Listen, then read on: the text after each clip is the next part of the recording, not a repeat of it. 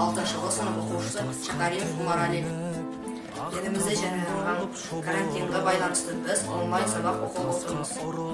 Осындай кезде бізге онлайн интернет арқылы сабақ өтіп жатқан өз ұстаздарыма алғысым білдіргім келеді. Ұстаздарым, сіздерге мың алғыс. Ешқашан ауырмаңыздар. Біз сіздерге мықты денсаулық, отбасыларыңызға амандық, бақыт тілеймін.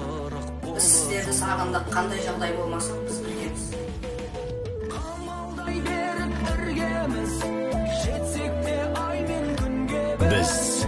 Біз бұл қиындықты да еңсереміз. Ең бастысы біргеміз, үйдеміз.